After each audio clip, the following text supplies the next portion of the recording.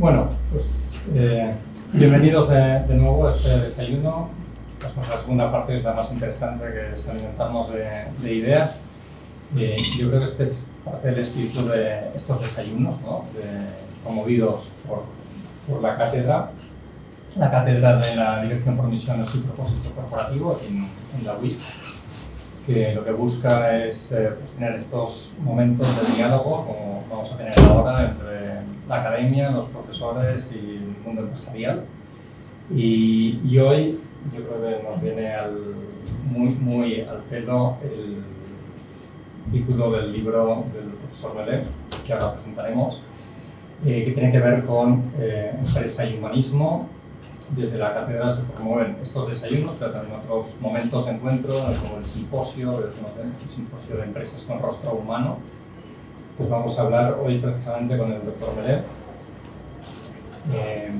Doctor, no sé exactamente cómo presentarle, con cuántos títulos, porque es doctor en biología, seguramente a lo mejor esto es lo más visible, digamos, por el atuendo, pero también doctor en ingeniería, diplomado en ciencias, químico, ¿no? Y sobre todo divulgador en el sentido de estudioso y 40 años en la docencia, ¿no? Básicamente en el IES y haciendo pues, ética en las organizaciones. Por tanto, una trayectoria impresionante. Aquí tenemos también un montón de personas que están en el estudio, digamos, de cómo acompañar a las empresas. Me gustaría empezar el debate, el coloquio, desde la explicación del título al libro que acaba de publicar, ¿no? Que creo que tiene como muchos puntos y además todos muy intencionados, ¿no? De fundamentos, con la empresa humanista y además centrada en la persona. ¿Nos contarás un poco el Muy bien, pues si queréis, empezando con la génesis, participé a la vuelta de este siglo, el año 2000, en un congreso europeo que tenemos cada año en un sitio, en una ciudad de Europa, y en aquella ocasión fue en el Parlamento Europeo, el cambio de siglo de impresión, ¿no? Y entonces pusieron un título que a mí me llamó mucho la atención, ¿no? Era algo así como humanismo tras el humanismo, una cosa así. Claro, algunos decían que eso del humanismo ya era agua pasada, ¿no? Decir que sí, que había habido un auge en el siglo XX, pero en fin, ya en el siglo XXI estamos en la sociedad líquida, el pensamiento débil, ¿verdad? Ya no hay naturaleza humana, cada uno decide lo que es. Claro, y aquello me picó mucho, ¿eh? Entonces escribí un artículo en el 2003 en el Journal of Business Ethics que se llamaba The Challenge of Humanistic Management, el reto de una dirección humanista. Bueno, y allí se quedó, ¿eh? Pero después, al cabo en el 2009, un grupo de colegas, estaban básicamente en Sangades, pero después contactaron con otros, ¿no? Pues hicieron una obra colectiva que se llama justamente esto, ¿no? El Humanistic Management. Me invitaron a escribir un capítulo, pero escribieron bastante gente, como 15 o 18 autores, ¿no? Y a partir de aquí se empezó un movimiento que se conoce como Humanistic Management, ¿no? Con una visión muy amplia, ¿eh? Aquí caben desde humanismos ateos, ¿verdad? Como de Jean-Paul Sartre, para uno conocido, a humanismos cristianos como el de Jacques Maritain, como, en fin, incluso hay marxistas que hablan de un humanismo marxista, ¿verdad? Los post-stalianos dicen, el marxismo no es exactamente el estalinismo, tal, a que hay que... Bueno, entonces, claro, ¿de qué humanismo estamos hablando, no? ¿De estamos hablando, no? Claro, en la tradición cristiana se da mucha importancia a la persona. Y antes de escribir este libro estuve planteando si llamaba la empresa cristiana o el humanismo cristiano en la empresa o una cosa así. Y al final decidí darle un enfoque más amplio. Yo creo que la persona es algo accesible también y que es compatible con la visión cristiana del hombre. La visión cristiana lo que hace es arrojar más luz. La visión cristiana pues ve al hombre como imagen de Dios, un ser que es tan importante que ha sido elevado a la categoría de Hijo de Dios por la redención de Cristo, y además llamado a la comunión con Dios por toda la eternidad, pero empezando ya en esta vida, ¿no? Pero todo esto no es incompatible, sino que está en la base de la aproximación racional a la persona, ¿no? Esto por una parte. Por otra, la motivación de este libro ha sido también la reflexión de esto, como decía Álvaro, de casi 40 años dedicado a la ética empresarial, y ver un poco cómo ha evolucionado este campo, ¿no? Pues yo empecé en el año 85 exactamente. La ética empresarial surgió como reacción a grandes escándalos. Cuando la gente decía, bueno, business es business, el negocio es neutral, la economía no tiene valores, el auge del positivismo lógico, ¿verdad? Pues una cosa son los hechos, que esto es lo serio, que se puede estudiar, etc. Pero son los valores, que cada uno tiene los suyos, cada colectivo tiene los suyos, ¿no? Bueno, entonces, ante reacciones de los grandes escalas, hombre, aquí algo tiene que haber objetivo, no solamente valores, ¿no? Es decir, cuando sale, pues no sé, pues, el escándalo Enron, que es lo más conocido, vino ya en el siglo XXI, ¿no? Pero ya antes, en los años 60, hubo un escándalo que a lo mejor ya ni os suena, que era el escándalo Lockheed, la famosa compañía de aviación, con una serie de escándalos que llevó a la dimisión del primer ministro de Japón, de varios ministros de Europa y tal, ¿no? Después un momento de derechos civiles, ¿no? De Martin Luther King, esos años 60, ¿no? Entonces, en los años 70, un grupo de filósofos inquietos, pues hemos de recuperar la ética, No es que estuviera olvidado, ¿no? La doctrina social de la Iglesia, desde León XIII, que era el siglo XIX, está hablando de la ética empresarial, ¿no? Pero quizá había quedado un poco en un círculo pues más confesional o más para... aunque con impacto internacional, por ejemplo, tuvo una gran influencia en la creación de la Organización Internacional del Trabajo, ¿no? Bueno, entonces el caso es que la ética empezó así, pues, entre los escándalos, cómo resolvemos dilemas, ¿no? Entonces recuperaron viejas teorías que ya parecían novedades, ¿no? Entonces redescubrieron a Kant, a Stuart Mill con el utilitarismo, ¿no? Y claro, después, ya pues después de McIntyre, ¿verdad? Y uno que recogió un mensaje de McIntyre en el mundo de la empresa, que Robert Salomon, lo importante de la empresa no es resolver dilemas ni hacer frente a los escándalos, ¿no? Sino contribuir a la mejora de las personas, y cuando la gente es virtuosa, todo lo demás vendrá por añadidura, ¿no? Entonces vino la virtue ethics, ¿no? La ética basada en la virtud, que ahora mismo es una de las grandes corrientes que hay en ética empresarial. Pero a pesar de esto, todo esto queda corto, Por eso la empresa ha tenido mucho más impacto, conceptos quizá no demasiado fundamentados, pero que el empresario intuye que tiene sentido, ¿no? Intuye que tiene sentido, ¿no?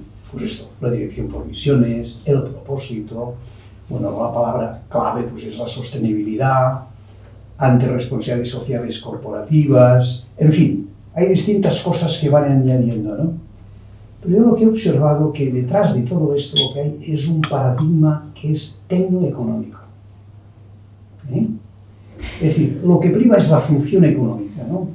Entonces la ética, vas a decir, oye, pero esto es posible en la empresa, es rentable ser ético. Pues tienes que explicar que la ética genera confianza, atrae talentos responsables, crea reputación corporativa, ¿no? Y con todo esto, pues viene el business case, ¿no? Decir, hombre, esto es interesante para los negocios, compro la idea de la ética. Pero claro, la idea de fondo es que estamos en un paradigma tecnoeconómico, ¿no? O una visión, si quieres, funcional. ¿No? Es decir, que es lo económico, pues es lógicamente limitado por las leyes, ¿verdad? Las leyes hacen un gran papel, pero las leyes no pueden regular toda la actividad. Es básicamente unos mínimos para que mantengamos una civilización, ¿no? Una sociedad mínimamente civilizada, ¿no? Bueno, entonces, entonces esto fue el origen del libro, ¿no? Entonces, antes de eso decir, hay que ir más a fondo incluso que la ética, ¿no? ¿Dónde se soporta la ética? Bueno, entonces aquí hay dos grandes corrientes. Quizá me alargue un poco más de 15 minutos. Entonces vamos a ver, pues aquí hay que hacer un poco de historia. Decía Cicerón es Magister Vitalis, ¿no? La historia. A ver, hay la idea inicial de la ética, que apareció en los pensadores socráticos, como aquí algunos saben muy bien, ¿verdad? Sócrates, Platón, Aristóteles, básicamente está orientada a la plenitud humana. Es decir, ¿qué me conduce a la plenitud humana? En otras palabras, como diría Leonardo Po, es una guía para la libertad humana. La libertad humana, ¿no? Bueno, entonces aquí, pues, la ética está orientada al bien, aquello que es bueno, aquello que me hace mejor persona, y esto desarrolla virtudes, ¿no? Con lo cual la primera tradición está basada en el bien y en la virtud, ¿eh? Bueno, después esto quedó marginado, voy a saltarme a la evolución histórica, que es muy interesante, ya lo explico en el libro, y vino ya a decir, bueno, miremos las opciones, esto cada uno tiene los suyos, y no sé qué, aquí lo que hay que hacer son unos principios, ¿verdad?, que sean absolutamente aceptables por todos, una forma universal, ¿eh? Y entonces esto es lo que hay que imponerse, ¿no? Entonces no hablemos de virtudes, hablemos de deberes. Todavía hoy hay muchas asociaciones profesionales que tienen códigos deontológicos. De deon, que significa deber, ¿verdad? Bueno, pues entonces viene Kant. Kant es el pensador, digamos, más maduro en esta idea, ¿no? Imperativo categórico, actúa de tal manera que tu conducta pueda convertirse en conducta universal. Y no está mal, ¿no? Porque dice que tratar a las personas nunca como un simple medio, sino como un fin en sí mismas, ¿eh? Bueno, lo cual suena bastante bien de entrada, ¿no? Bueno, pero entonces hay estas dos cosas, ¿no? Entonces es decir, hombre, si nos quedamos con deberes, los deberes no tienen en cuenta lo que esto impacta en la persona, no tienen en cuenta las consecuencias, no tienen en cuenta que cada situación es distinta, cosa que sí tenía en cuenta Aristóteles, ¿no? A través de la prudencia, la sabiduría práctica, como la llamamos ahora, que analiza bien la situación, las consecuencias, etc., y además tiene en cuenta el carácter. Pero quizá la ética de la virtud pues queda un poco coja en el tema de principios, ¿no? Aunque quienes defienden la ética de la virtud dicen, bueno, los principios están implícitos en la virtud, vale. Yo voy un poco más lejos, vamos en la persona. Recojo la idea de que la ética en su estado naciente es aquello que orienta la libertad humana, ¿no? Para ser mejor persona. ¿Pero qué es ser mejor persona? Es complicada la pregunta, pero primero hay que pensar qué es la persona. Y a partir de aquí, ¿qué nos hace mejores personas, ¿no? Y luego vendrá la ética empresarial, vendrá incluso, pues, algo que es lo que se defiende en el libro, que hay que ir a un cambio de paradigma. Ya no es añadir cosas a la función tecnoeconómica, sino poner a la persona en el centro de la empresa. Déjame explicar esto de una forma muy rápida. Viendo la evolución, he tenido lo que bastantes autores llaman revoluciones industriales, ¿eh? Bueno, muy rápidamente, ¿no?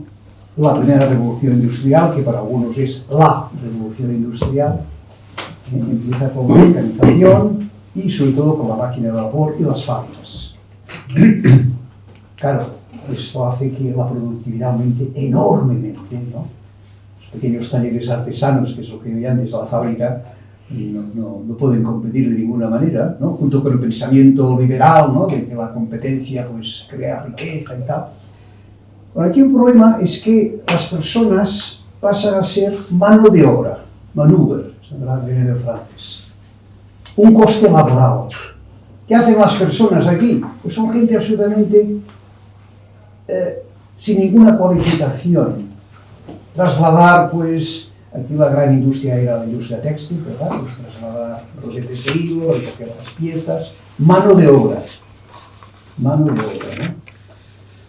Bueno, después esto avanza y ya viene la segunda revolución industrial que algunos, de modo aproximado, colocan en el 1870, que se caracteriza por la introducción de la electricidad, la producción en masa, la cadena de montaje, aunque esto ya vendrá a principios del siglo XX, y bueno, pues esto cambia totalmente, ¿no? Entonces ya quizás se habla menos de mano de obra y se empieza a hablar de productores, gente que está en el proceso productivo. Digamos que productores sigue siendo un término económico, ¿no? Algunos dirán el factor humano de la producción, el factor tierra, el factor capital y el factor humano, ¿verdad? Que están en los libros de economía. Bueno, después ya en el siglo XX viene pues toda la revolución de la automatización, ¿verdad? Informática a partir de los años 60, bueno, la informática, las tecnologías de la comunicación. Entonces aquí, a partir de los años 50 más o menos, quizá un poco más, se introduce el término recursos humanos. Recursos humanos que, pido disculpas, pero es un término que yo odio profundamente. Yo también.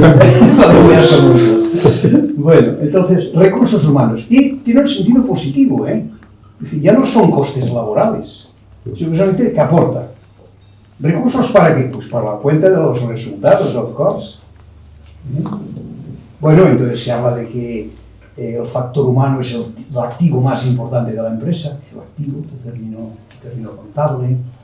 Hay que invertir en capital humano, porque invertir en formación es aumentar el capital de la empresa. No sean ustedes tan cortos de mira que nada más piensen en el capital físico, hay también un capital humano.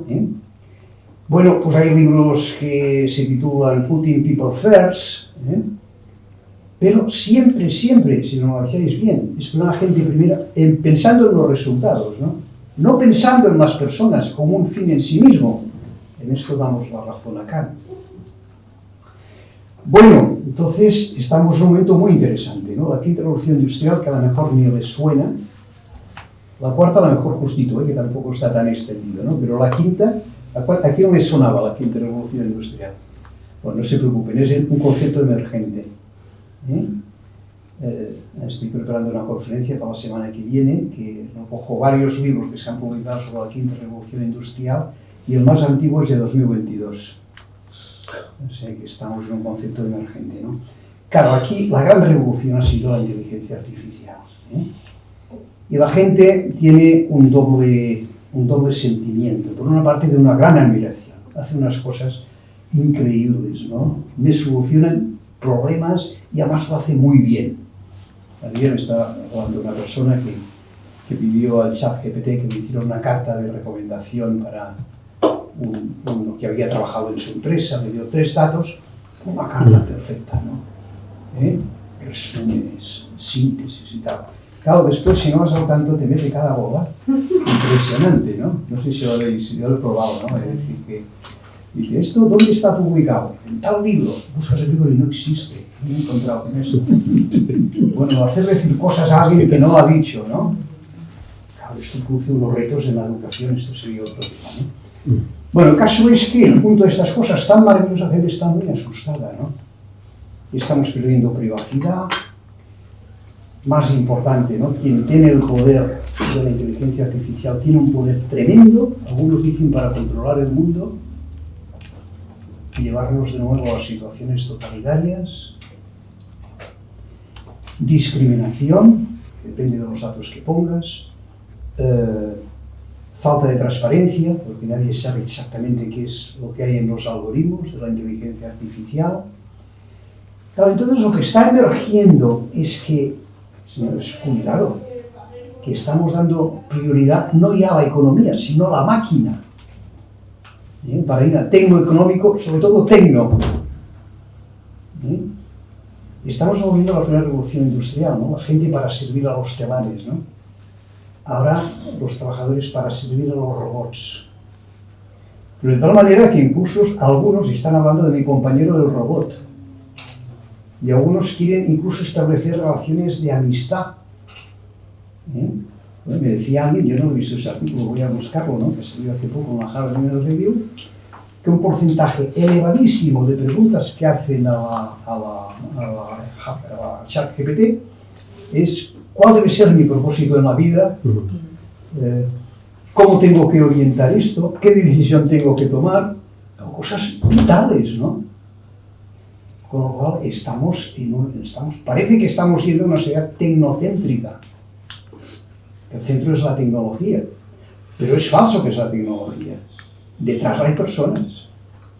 Decía un amigo mío que la inteligencia artificial ni es tan inteligente ni es tan artificial, porque hay mucho trabajo humano debajo. Bueno, entonces algunos están diciendo, no, hay que recuperar la centralidad de la persona.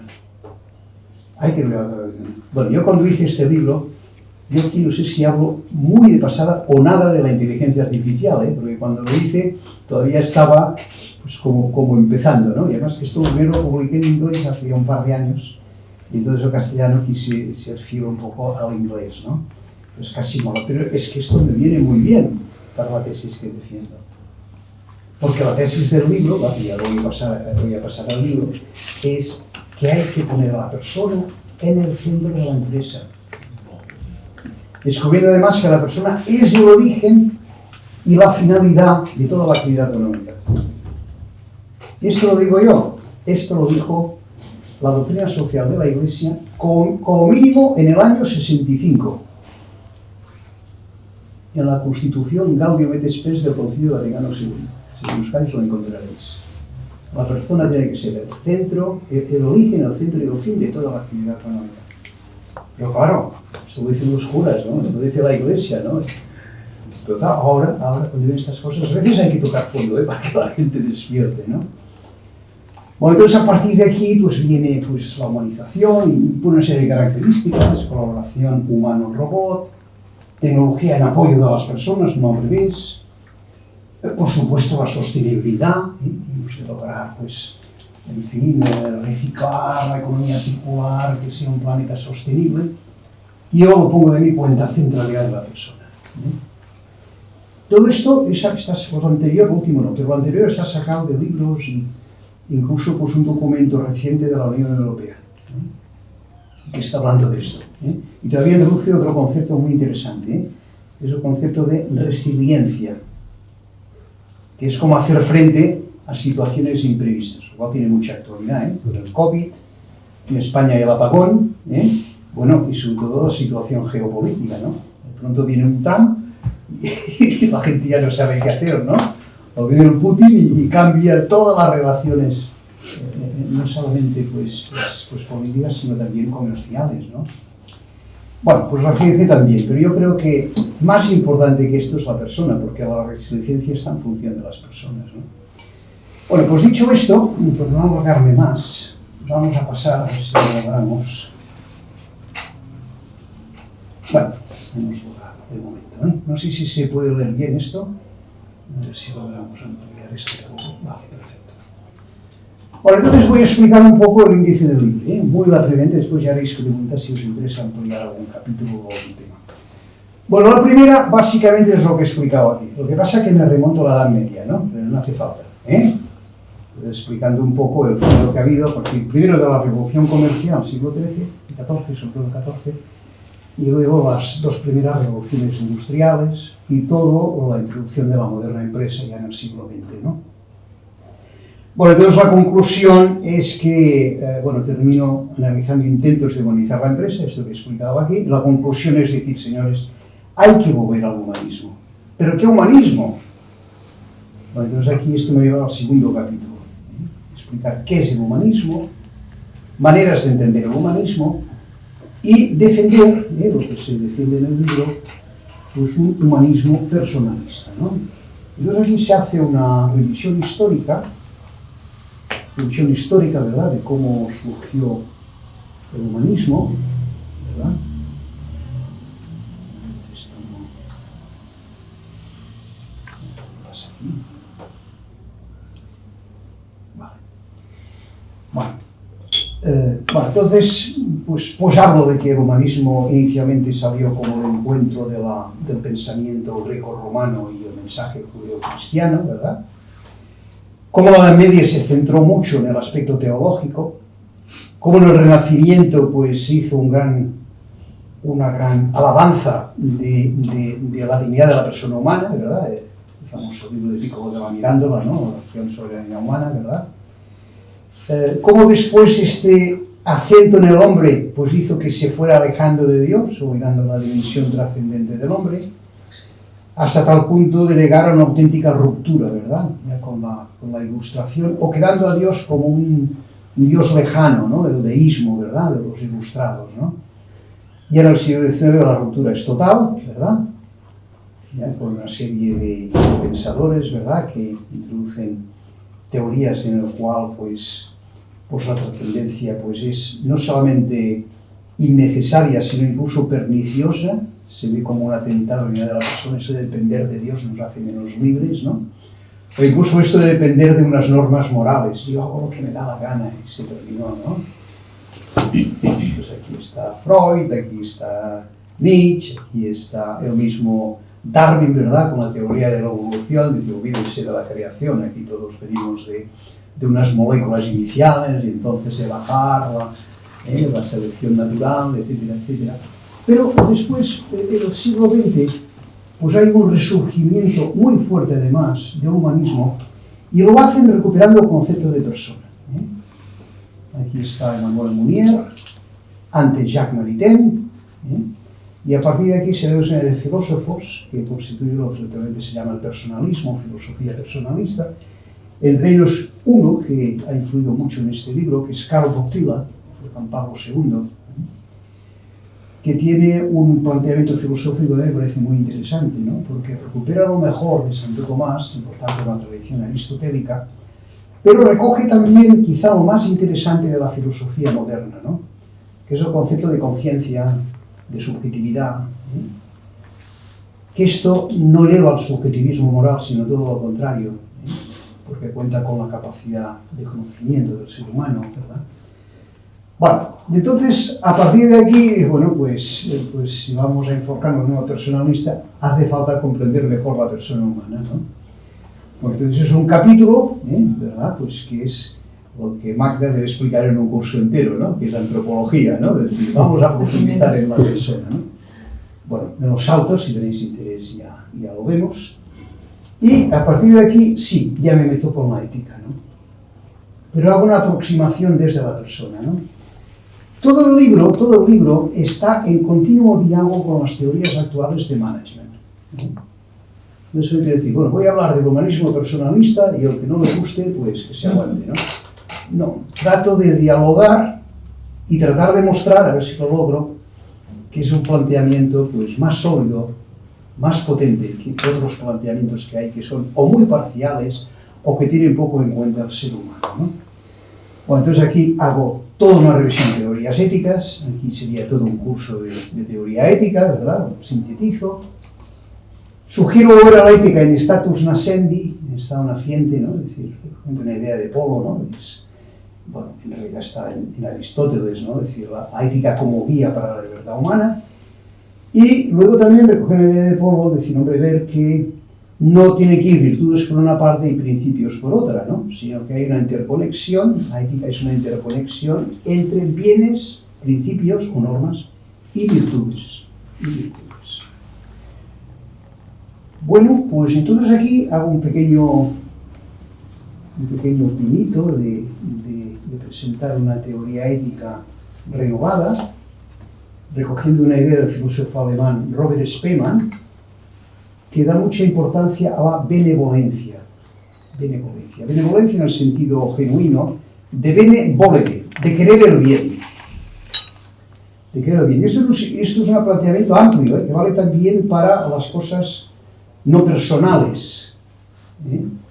El bone venere con el medio ambiente, con el planeta, con las plantas, que es muy distinto con las personas. La benevolencia de las personas se puede traducir en amor. Y en amor de amistad, no amor simplemente utilitario o placentero, en amor de amistad, ¿no? Bueno, entonces, claro, a partir de aquí unifico planteamientos fragmentarios que ahora mismo hay en la ética actual y también en la ética de la empresa, ¿no? Siempre que suena una cosa que está tomando mucho vuelo, que es la ética del cuidado, ethics of care.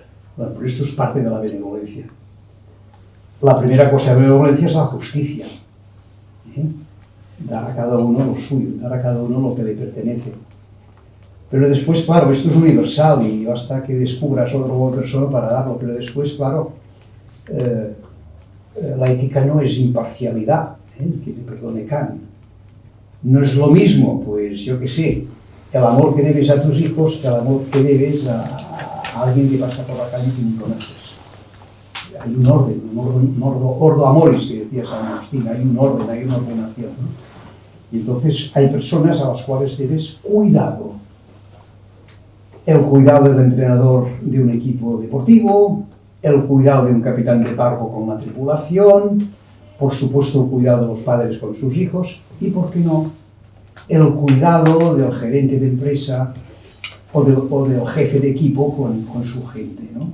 Cuidado. Cuidado significa estar pendiente de sus necesidades, escuchar qué quieren, discernir pues legítimos intereses de intereses que son menos legítimos.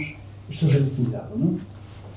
Y finalmente todavía hay dos elementos más en la benevolencia, que es la misericordia, que es estar especialmente pendiente por la persona que se encuentra en un estado de necesidad, ¿eh? Algunos llaman simplemente compasión, yo prefiero hablar de misericordia porque incluye la compasión pero va más lejos, no es simplemente una empatía, un compasione, ¿no? Sufrir con la pasión ajena, el sufrimiento ajeno, sino que es servir, ayudar en lo que puedas, ¿no? Y por último, hay una actitud de servicio permanente. Una actitud de servicio permanente, ¿no? Bueno, entonces todo esto aquí se explica, ¿verdad? Pues en cierto detalle. Y después pasamos al capítulo 5. El capítulo 5 ya vamos entrando en materia, hasta ahora aquí es pura filosofía, ¿eh? Pero es que creo que hace falta, es fundamentos, el libro es fundamentos. Por la ética en la actividad económica en la toma de decisiones, ¿eh? Tema absolutamente central en la empresa, ¿no? La toma de decisiones, ¿no?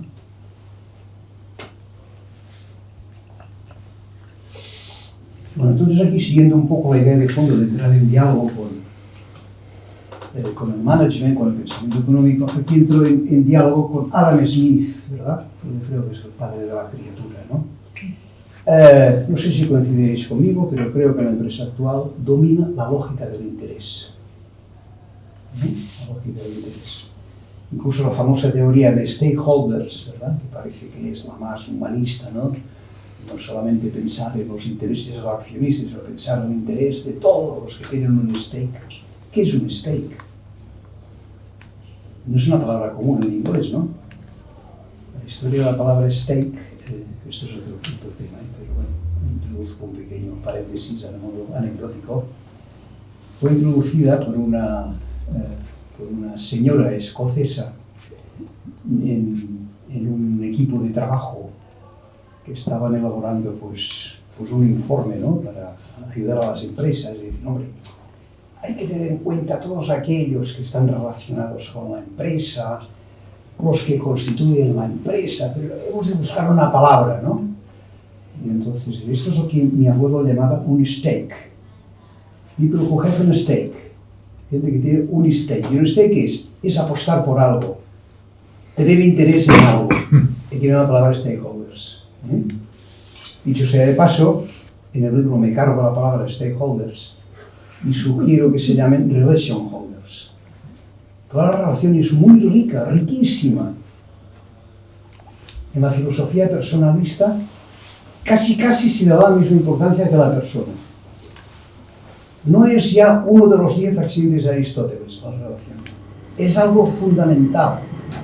La persona es un ser relacional y la relación nos constituye, ¿verdad?, en nuestro desarrollo personal.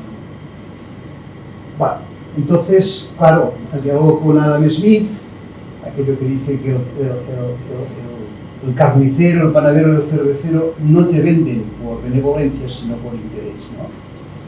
Los economistas se han quedado el self-interés, eso y la mano invisible, ¿eh? Estoy hablando, termino enseguida, ¿eh? Y a partir de aquí, pues, no. Entonces, claro, no, hay que recuperar la unión entre benevolencia y autointerés y self-interés, ¿no? Y además no es así, el carnicero se da cuenta que presta un servicio. A lo mejor incluso aprovecha la venta para recomendarle una receta, o le pregunta, sabe que ha estado el cero, pregunta a ver cómo se encuentra. No está en una oposición.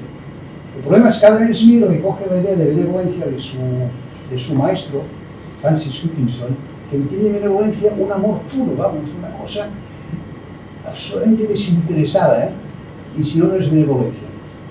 A ver, recoge la benevolencia, los sentimientos morales, pero fuera de la empresa, ¿no? Una cosa es la vida normal de la empresa, el mundo de los negocios es aparte, ¿no? Y esto es un poco el principio de la tesis de separación, ¿no? Entre pensamiento económico y pensamiento ético. Bueno, rápidamente, el capítulo siguiente pues habla de la empresa en la sociedad, a partir de aquí, la responsabilidad social y la sostenibilidad, pero dándole sentido, recogiendo estos conceptos actuales que siempre son muy aprovechables.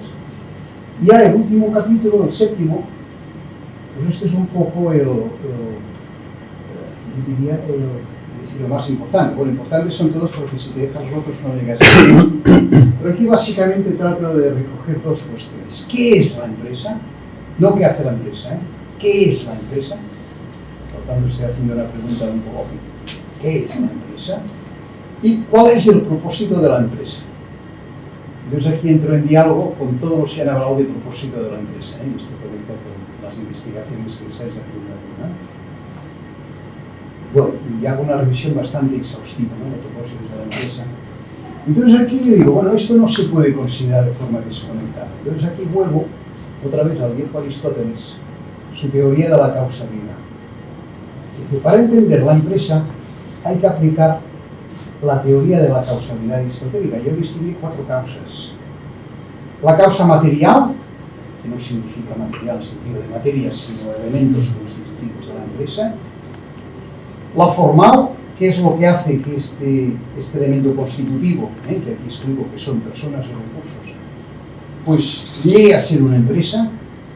Y entonces aquí yo distingo 3 cosas. Organización, que es lo que muchos se quedan, pero también una comunidad de personas, las personas forman una comunidad, e incluso una institución social dentro de la sociedad. Pues la causa eficiente, entiendo que es el trabajo, y la causa final, que es el propósito de la empresa. Entonces aquí hay un tema que si queréis entramos después en él, porque es un poco largo, pero distingo entre fines intrínsecos de la empresa, cosa que hace cualquier empresa, y lo que da legitimidad a estos fines intrínsecos de la empresa, que es su contribución al bien común.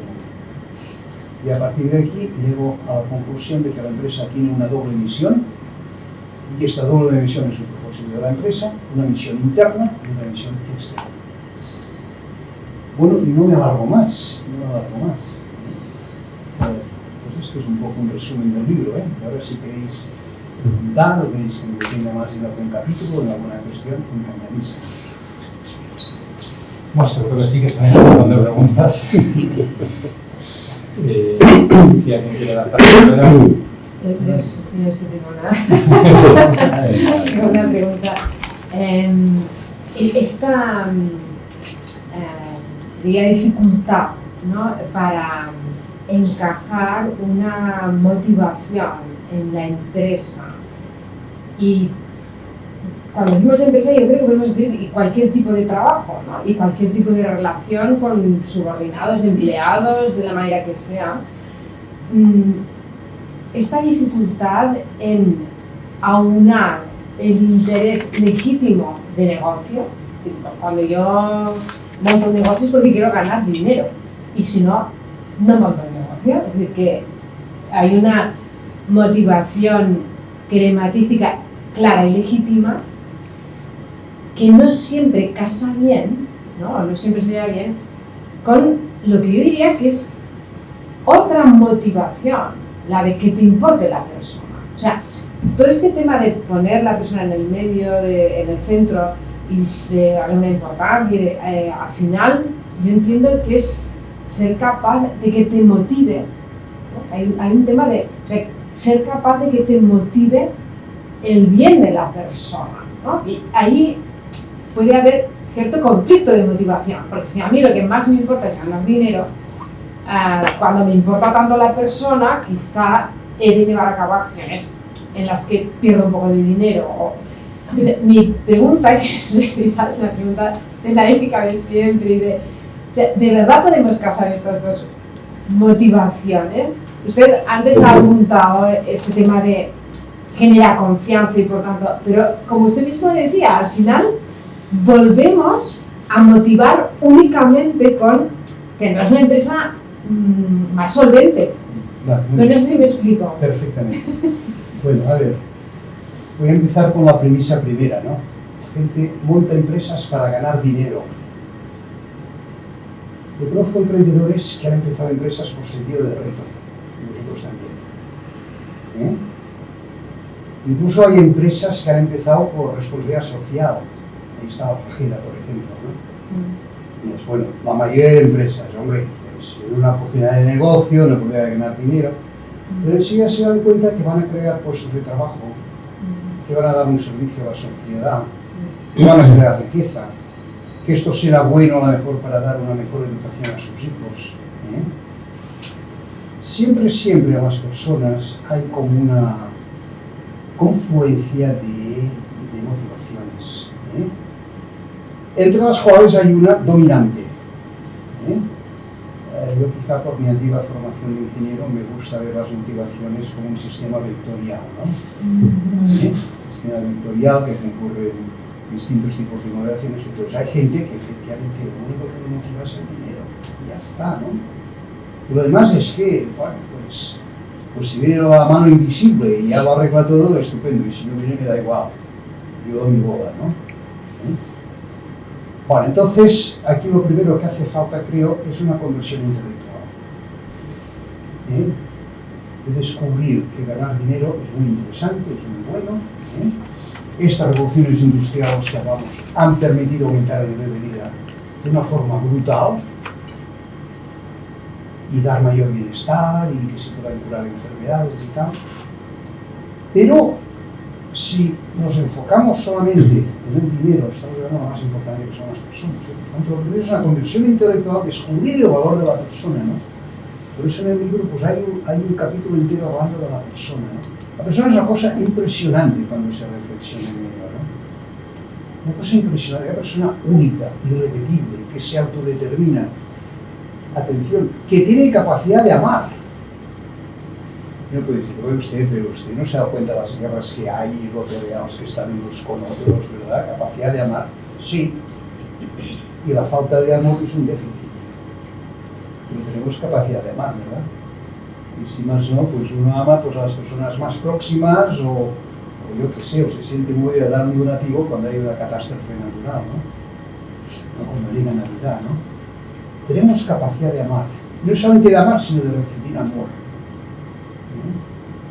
Entonces cada persona es una cosa impresionante. Es el único ser en la naturaleza que se autodetermina, ¿no? Por eso algunos filósofos dicen que la persona requiere una metafísica propia. No puede ser la metafísica de los seres en general, porque el ser humano se determina. Es verdad que estamos influenciados por la cultura, por la educación, por las propias tendencias interiores, pero al final siempre podemos decir, no estoy de acuerdo con esto, yo voy a hacer otra cosa. Esto lo explica muy bien Viktor Frankl, ¿verdad? Que estuvo en campos de concentración, libertad externa cero, es más, el riesgo de ser llevado a la cámara de gas, y en cambio interior dice, bueno, pues no estoy de acuerdo con esto, no acepto esta situación, esto es injusto. Por tanto, respondiendo a la pregunta, conversión intelectual. Dirás, ¿y esto es fácil? Creo que no.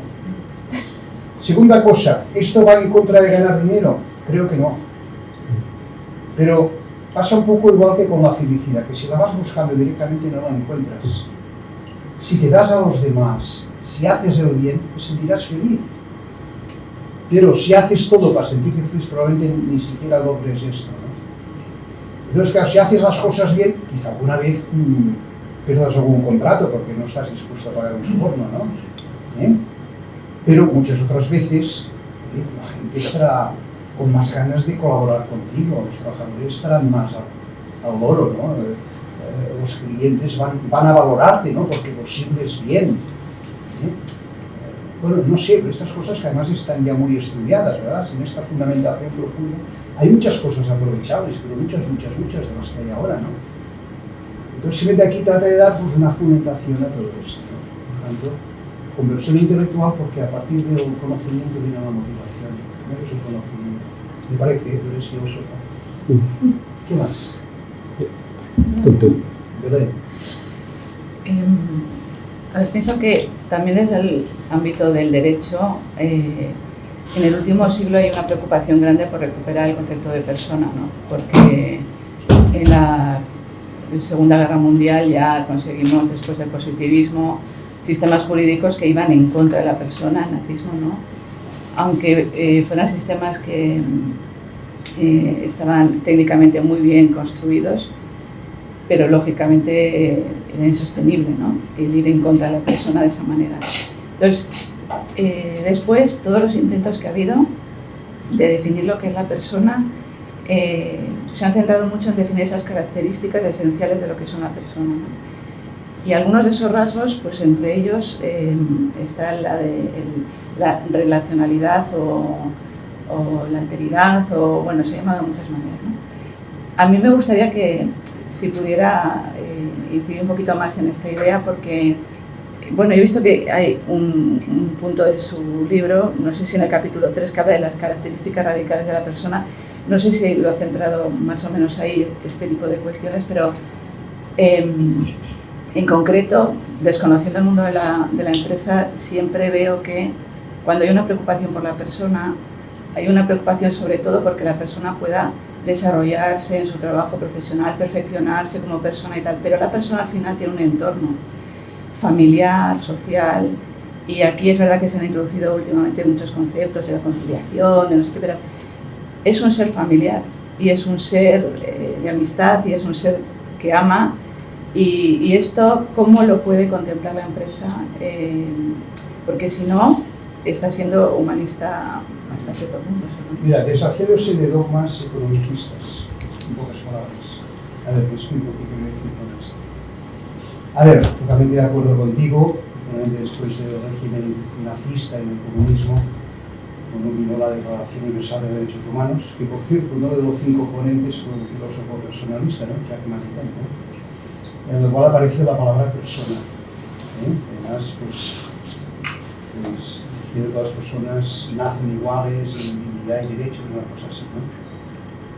Bueno, entonces a partir de aquí, claro, pues se ha desarrollado todo el tema de los derechos humanos, que mucho.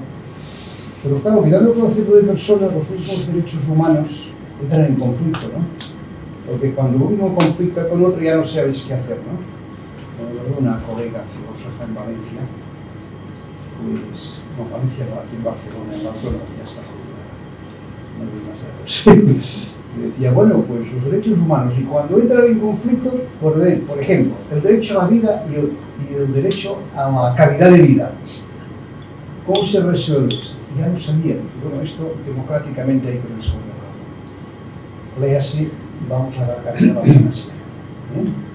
O los derechos reproductivos, ¿eh? Es una forma, un eufemismo para introducir el aborto, ¿no? Vale. Claro, entonces por eso es muy importante la fundamentación del derecho de persona, ¿no? Que vamos, que el derecho recoja a la persona, pues es magnífico, ¿no? Hombre, y algo está ahí, porque, claro, hay un sustrato que es cristiano, el concepto de persona pues ha arraigado en el cristianismo, ¿no? Entonces, claro, pues este documento que os decía de la Unión Europea, ¿no? Entregar a la persona resiliencia y sostenibilidad, pone todo al mismo nivel. Yo creo que no está al mismo nivel, pero pone entregar a la persona, ya me va bien esto, ya me va bien. Entonces, claro, esto es muy importante, ¿no? Entonces, respondiendo a la pregunta, que era cómo... Sí, la relacionalidad de la persona y cómo puede tener en cuenta esto. ¿A cómo se ha puesto la empresa? Bueno, pues la misma respuesta, ¿no? Es decir, pues hace falta esta conversión intelectual. Es que decía antes que hemos de salir del dogma economicista. El dogma economicista es, los americanos llaman business as usual. ¿Qué significa esto? Pues nada, pues se paga a todo el mundo lo mismo o se paga de acuerdo con la producción que hace. Esto lo aplican todas las empresas y prácticamente sin duda, ¿no? Oiga, y él está hablando con un empresario, ¿no? Si tengo una empleada que es madre soltera y con 4 hijos y sé que no llega a final de mes, ¿yo tengo que pagarle más que los otros o no? La pregunta no es fácil, ¿eh? porque enseguida vendrán los agravios comparativos, ¿eh? Si quiere tener hijos, esto es un problema. Pero ¿por qué va a pagar más? Porque aquí hay que pagar por la producción. Paradigma tecnoeconómico. Si piensas en la persona, dices, bueno, pues hay una dimensión familiar, claro que sí. Ya los papas, desde Juan XXIII, pero quizá incluso León XIII, ¿no? Hablan del salario familiar. Salario suficiente para sacar adelante a la familia, ¿no? ¿Cómo se lleva a cabo esto? Pues no lo sé, tienes que pensar en tu propia empresa, ¿no? Yo les sugeriría, mira, a lo mejor pues puedes establecer pues, una ayuda familiar del tipo que sea, hay empresas que la tienen, ¿no? Pues pagar los estudios de los hijos, o por cada vez que viene un hijo, o simplemente pues cada mes un plus de ayuda familiar. Claro, si haces esto, piensas ya no solo en la producción, sino piensas en las personas, ¿no? Pues pensar en las necesidades de la persona. Claro, esto rompe esquemas, ¿no? Rompe esquemas, ¿no? Porque claro, incluso a veces tiene una idea de la justicia que es dar a todo el mundo lo mismo o de forma proporcional a la producción. Bueno, justicia distributiva sí que tiene en cuenta las necesidades de cada una, pero vamos a hablar de las necesidades de cada una, a ver qué es significativo, ¿no? Igual que se paga a veces más por hacer un turno de noche, ¿verdad? Pues se puede pagar más por actividades familiares, ¿no? ¿Qué más? Tengo una pregunta, no sé si sabré concretarlo. En realidad estaba pensando sobre todo lo que usted hablaba de la conversión intelectual, ¿no? O sea, nosotros después del desayuno seguimos con nuestras tareas, vamos a nuestras empresas o nuestras actividades, ¿no? Y imaginemos, con las limitaciones que tenemos, que somos conscientes de que la persona, hasta donde llegamos a entender, es el centro de nuestra empresa o de cualquier actividad humana. Y además que no queremos solo el trocito que nos es útil, sino que además querríamos poder aprovechar en el buen sentido la persona entera, o sea, darle oportunidades a la persona entera. Es decir, nosotros hemos repetido muchas veces de que seguramente una de las tareas del empresario, al menos internamente, es ayudar a que haya este terreno más o menos fértil para que ellos puedan crecer. No somos nosotros los que nos hacemos crecer, pero les damos las condiciones para que puedan crecer. Pero claro, esto, por otro lado, usted comentaba de que, por un lado, las personas muchas veces necesitamos tocar fondo para darnos cuenta de las cosas. Por otro lado, esta sociedad líquida en la que estamos todos sumergidos, y los vivimos incluso los que tenemos hijos jóvenes o adolescentes, en que todo es relativo. Con lo que en la empresa lo que vivimos es eso, que hay una parte un poquito frustrante, y también lo vivimos en la educación de nuestros hijos, hay una parte un poquito frustrante que es, yo puedo poner muchísimos esfuerzos en que este terreno esté abonado, pero luego cada uno usa su libertad como la usa, ¿no? Entonces, claro, para evitar esta frustración, que evidentemente no se tratará de estirarlos para que crezcan como nosotros querríamos, y eso pasa en la empresa y pasa con los hijos, ¿qué es lo que podemos hacer? Y esto nos pasa en la empresa, este despertar, cómo ayudar o cómo dar oportunidades. Yo creo que la dirección por misiones es una excelente herramienta, en este caso, o medio, o sea, es una excelente forma de que esta conversación exista, por lo menos en la empresa.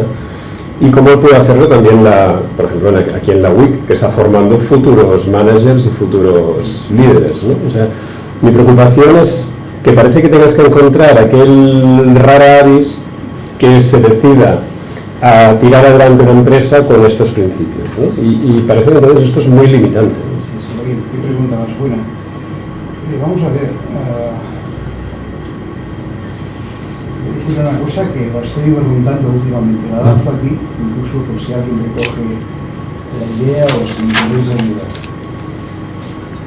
Antes de que existiera la WIC, existía una cosa llamada el CERT, ¿verdad? Sí.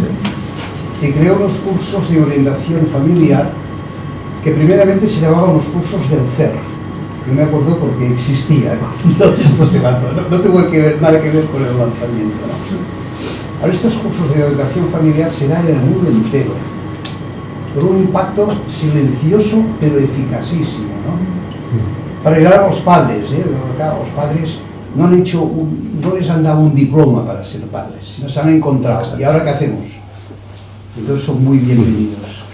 Yo estaba pensando que en la empresa puede pasar 3/4 de lo mismo. Sí. y quizá tendríamos que pensar alguna cosa, no sé cómo, que fuera como un paralelo a los cursos de orientación familiar. Incluso yo tengo un nombre, que habría que moderarlo. Cursos de calidad humana. Está muy bien. Sí. Bueno, digo esto porque yo escribí un paper hace años y creo que hay un esquema muy sencillo. Porque a la empresa hay que presentar cosas sencillas. Este libro es para leerlo, para reflexionarlo, pero quien busque recetas no las va a encontrar aquí. Es para pensar en tu empresa. Pero quizás sería bueno por reunir gente con inquietudes comunes, quizá con un caso de estudio por el medio, que eso siempre anima al debate, ¿no? Y ir pensando, ¿no? Y planteando problemas y poquito a poco, mira, se hace camino al andar, ¿no? Cursos de calidad humana. Bueno, pues yo decía que tengo un paper escrito que es una idea muy sencilla, ¿no? Que distingo 5 niveles de calidad humana en la empresa. 2 inaceptables. El primero es el más obvio, que es el maltrato. Yo creo que se da poco, pero todavía en algunos países, en algunos lugares, pues hay gritos, hay humillaciones, hay, no digo violencia física, pero mejor sí que hay violencia psicológica. Segundo nivel, inaceptable también, indiferencia. Indiferencia, ¿no? Esto es un recurso humano, yo le pago a final de mes, cumplo con lo que hemos pactado, todos felices, pero para mí usted, pues a lo mejor aprecio más el chat GPT, ¿verdad?, que me soluciona problemas rápidos que no usted, la indiferencia. Ahora, niveles aceptables, de menos a más. Tercer nivel, respeto. Respetar a las personas, respetar que las personas tienen dignidad intrínseca, que tienen derechos innatos, que respeto, es un mínimo, ¿verdad?, que se requiere a todo el mundo. Después, para la gente más próxima, cuidado, care, cuidar de la gente, y esto es ordenado, más obligación con la gente que estás más vinculado, tienes más obligación con tus hijos, con tus empleados, quizá con los colaboradores más cercanos, con la gente que lleva más años de lealtad a la empresa, no lo sé, hay que analizarlo esto. Y todavía hay un quinto nivel. Hay un quinto nivel. Claro, ya el cuidado es mucho, ¿no? Tener cuidado de tu gente, ¿no? Pues sí. Quinto nivel es desarrollo. Que la gente se desarrolle. Y tú has dicho muy bien que la gente es libre y quien se desarrolla es cada uno. Pero sí que puedes crear, lo has dicho estupendamente bien, ¿no? El ambiente, la cultura, llamamos en términos empresariales, ¿no? La cultura empresarial, las condiciones, las políticas, el trato, muy importante, el trato que se dispensa, ¿no? La ejemplaridad, el role models, ¿no? ¿Cómo esto puede ayudar? Últimamente estoy pensando en cambiar el último nivel para ampliarlo un poco y decir significado y desarrollo. Es muy importante trabajar con significado, trabajar con significado. Yo suelto la idea, si esto cabe en la dirección por misiones, ¿verdad?, y quieren hacer algo, yo me brindo. Pero yo estoy pensando, es que el otro día estaba pensando, oye, ¿por qué no hacemos algo parecido a la orientación familiar para la empresa? Porque todo lo que hay, hoy son seminarios, oye, que cuestan un pastón. Yo estoy en el ISS, lo que valen los seminarios, aquí no sé si hacéis seminarios tan caros, ¿no? Pero no, a mí no me interesa ganar dinero. Si viene el dinero, bien recibido está, ¿verdad? Pero para ayudar a la gente, ¿no? A esta conversión intelectual, a este cambio de mentalidad, ¿no? De hecho, mindset, ¿no? Que decimos antes, de manera natural, mindset, ¿no? En empresas como Tecnis, Jiménez Maños, a varias de las que están alrededor de dirección por misiones, claro, dan se estos cursos, casos, ¿no? yo qué sé. Y de alguna forma se intentan acercar ahí. Y lo traen de lo más cercano, o de los cursos de orientación familiar, o de la educación, de los colegios, de los niños, ¿no? Exacto, pues Es hacer un una cosa modelo, específica. claro, pero ¿qué está basado? Pues está basado en un entorno familiar, donde es una comunidad de amor, basado en la educación, donde no hay clientes, donde hay gente que solamente está ahí para su desarrollo. Claro. Entonces de ahí se trae la referencia porque la centralidad de la persona en la familia y en la educación de un colegio es total, porque no hace falta ya está ahí. No hace falta... Pero voy a una pregunta, si me permite, vamos a otro tema, y hablar de esta conversión intelectual, ¿no? Y nosotros tenemos una de las empresas, uno de los directivos que viene a los simposios, ¿no? En el último me decía, en medio del simposio y un poco con la emoción porque del evento, me decía, oye, Carlos, esto está muy bien, pero aquí estamos todos los que ya estamos convencidos, ¿no? Y de aquí tiene que venir la gente que justamente no que está nada convencido de esto, ¿no? Yo pensaba, claro, esta conversión intelectual, yo le doy la razón a este hombre, pero no sé cómo hacerlo, ¿no? Y de hecho yo a veces digo, mira, yo creo que he tirado la toalla, ¿no? Y a veces pienso que el mercado ya le convencerá, ¿no? A algunos les convence el mercado, efectivamente, y se lo demuestra, ¿no? Pero otros no, ¿no?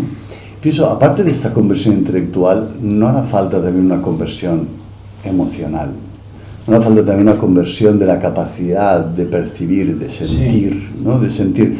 No es más intuitiva también. No hará falta una conversión también de lo intuitivo. Sí, quizá lo de conversión intelectual no es bastante precisa. Hace falta una conversión intelectual, afectiva y volitiva.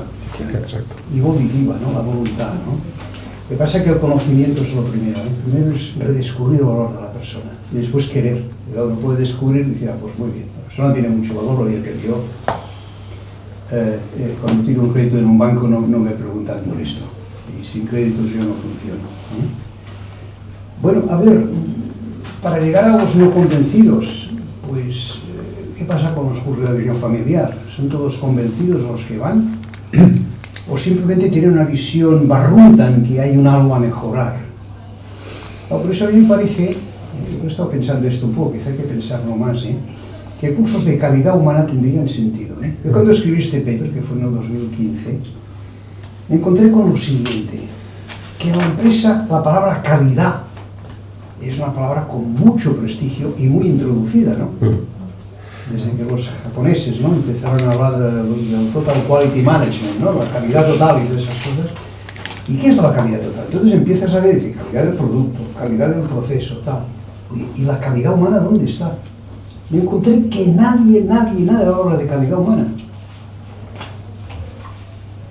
¿Y no es importante la calidad humana, incluso para que funcione bien la empresa? ¿No valoramos un empleado responsable, un empleado generoso, un empleado que venga una persona nueva y se volque con esa persona?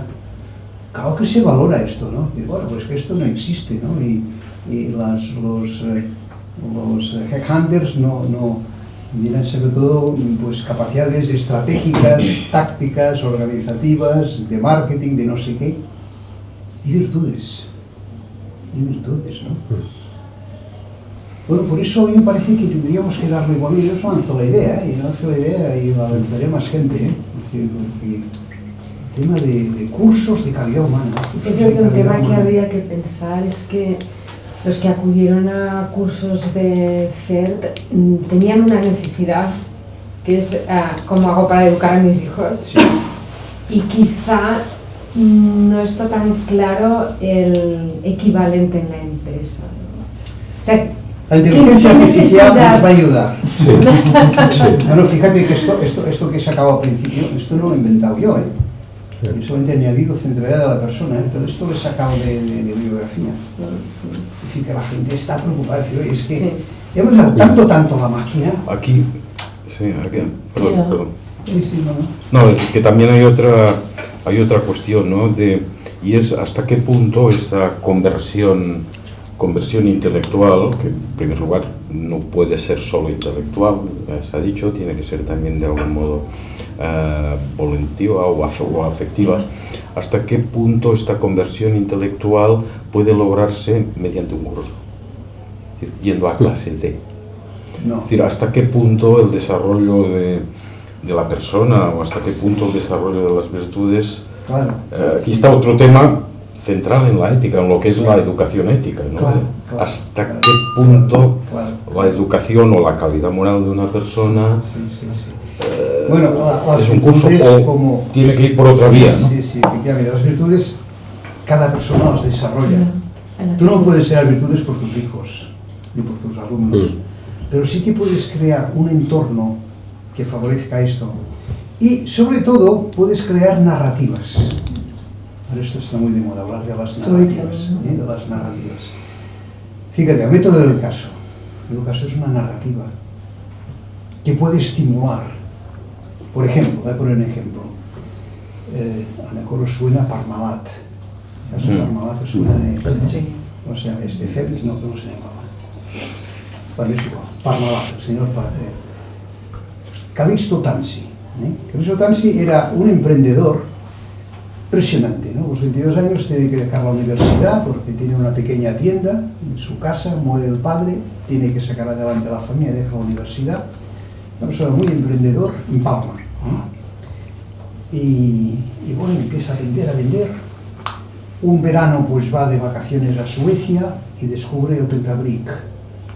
Dice, hombre, esto me permite a mí vender leche, acumular leche, tal, venderlo al cabo de 3 meses, tal, después la autorización, etcétera, etcétera, ¿no? Y empezó a crecer, ¿no? Puso el nombre por Parmalat. Creó una marca de mucho prestigio, creció, en 10 años hizo un pequeño imperio en Italia, ¿no? Pero este aquí, que después, claro, en Italia, como en otros países, allí parece que los políticos pesan bastante, ¿no? Entonces hay que ganarse los políticos, ¿verdad?, para que te den autorizaciones y para no sé qué. Y entonces se le ocurrió la feliz idea de comprar una cadena de televisión que estaba de oportunidad, digamos. Y aquello fue un desastre. Perdió todo el dinero que había ganado prácticamente, ¿no? Y después una empresa de la competencia, creo que era Kraft, le ofreció comprar la empresa. Ah, no, voy a comprar a mí la empresa, ¿no? Porque lo tenían así, ¿no? Una persona, presidente del club de fútbol de Parma, en fin, prestigio impresionante, ¿no? Dice, no, buscaremos otra solución, hay que imaginar, ¿no? Entonces no se le ocurrió otra cosa que hacer una sociedad interpuesta, porque la empresa tenía muchas deudas, y sacar a bolsa pues una empresa, más o menos que tenía el nombre de Parmalat, pero que tenía una sociedad intermedia con un grupo de amiguetes, ¿verdad? Incluso en aquella época que había menos control que ahora, pues aquello funcionó y lograron capitalizar la empresa. Hombre, esto funciona, ¿no? Y con esto pues empezó una expansión internacional. Y bueno, sí, fue a 30 países, ¿eh? Pero ya había tenido una aprendizaje de que esto funcionaba, entonces empezó a crear sociedades interpuestas en las Islas Caimán, e incluso parece que se montó una imprenta en los sótanos de la empresa para hacer certificados y todo tipo de cosas, ¿no? Hasta que por fin, claro, lo que pasa en esta sociedad al final explota. Bueno, y ahora está en la cárcel. Bueno, yo presento este caso a los alumnos y les pregunto, a ver, los 10 primeros años, ¿qué os parece? Genial, qué emprendedor, qué sentido de negocio, qué bien, ¿no? ¿Y después qué? Después, en fin, se ha metido en camisa 11 varas, ¿no? Se ha metido en negocios turbios y tal. ¿Y eso por qué? Porque él era un delincuente nato, una persona malvada, que no, porque claro, lo que quería es no perder lo que había conseguido, ¿no? No dejar de ser el señor Tazzi, ¿no? ¿Y esto cómo se llama en términos épicos? Entonces ya no saben. ¿Qué os parece si lo llamamos vanidad? Ah, sí, vanidad. Bueno, entonces, vanidad. Fíjate qué influencia ha tenido la vanidad en todo lo que ha pasado después, incluso ir a parar a la cárcel. Bueno, entonces aquí parece que hay virtudes que tienen alguna importancia en la empresa, ¿no? Bueno, y esta es la reflexión final después de una hora de discutir para arriba y para abajo de lo que tenían que haber hecho, no sé qué, que la gente se fija mucho en los hechos, ¿no? Sobre todo menos en la historia de las business school, temas de acción, ¿no? Esto tenía que haber hecho lo otro y tal. Pero claro, no van a los temas de fondo, ¿no? ¿Cuál es el motivo de fondo? El motivo de fondo es la persona, que en vez de vender la empresa, que es lo que tenía que haber hecho, o a mejor antes, pues no haber comprado, no haberse metido en un negocio que no tenía ni idea, un negocio de televisión, zapatero a tus zapatos, ¿no? Pues no reconocer esto y no ser humilde para que me he equivocado, ¿no? Voy a empezar de nuevo. Si es emprendedor ya tendrá otras ideas.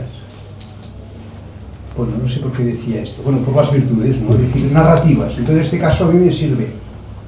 a mí me sirve, ¿no? Y a veces hay casos positivos también, unos empresarios con unas virtudes enormes, ¿no? Estoy pensando en una empresa que se llama, a ver, ¿cómo se llama? No me acuerdo el nombre, que se llama ABS Global Energy. Bueno, es una empresa que empezaron dos emprendedores, ¿verdad? Con un bagaje moral serio, incluso pues religioso, uno de ellos sobre todo era muy religioso, ¿no? Y bueno, y aquello fue muy bien, empezaron a crecer y se presentaron a la bolsa de Nueva York, ¿no? Y pusieron sus valores, que eran 4 o 5 valores muy básicos, y decían, en caso de conflicto entre beneficios y valores, primero son los valores. El equivalente en América a la SEC, ¿no? De la Comisión Nacional de Mercado de Valores, puso en el capítulo de riesgos para los inversores.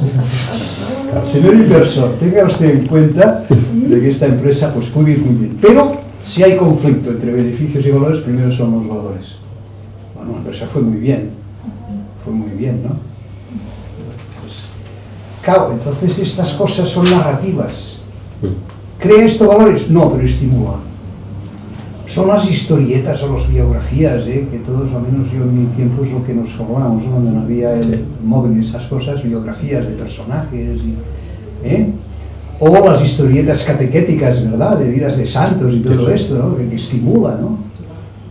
Bueno, pues vidas de empresarios, ¿no? Que no sean santos sobre todo, pero incluso para aprender de los que lo hacen mal, ¿no? Una pregunta, bueno, varias preguntas. Adelante.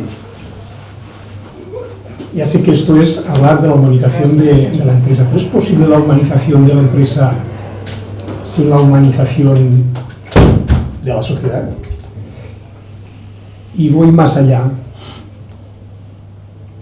No tenemos que tener en cuenta que la condición humana tiene cosas que nos parecen bien y otras que no. Por ejemplo, antes hablábamos de las guerras, ¿no? Y es algo que hace mucho tiempo que me pregunto, digo, ostras, han habido guerras durante toda la historia, siempre.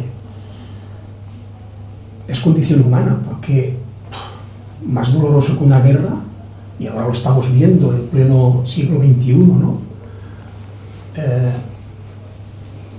¿Es posible la humanización con la persona? A ver, te voy a contestar desde mi condición de teólogo. En el Evangelio se habla de la levadura que hace fermentar toda la masa. Realmente se habla, sino que es lo que hicieron los primeros cristianos. Mira que llevaba un mensaje difícil de digerir, Un judío que había sido ajusticiado muriendo en la cruz y que decía ser el Hijo de Dios. Dice, anda ya con esta historia, ¿no? Este es el mensaje que llevaban. Cambiaron el mundo, ¿no? Bueno, entonces yo creo que hay que empezar, ¿no? Y hay que crear pequeñas zonas descontaminadas, pequeñas zonas humanizadas, digamos, desde esta perspectiva, Bueno, y primero será un departamento, después será la empresa, después será un amigo tuyo, después será gente que viene a estos cursos de calidad humana, ¿verdad? Poco a poco iremos humanizando.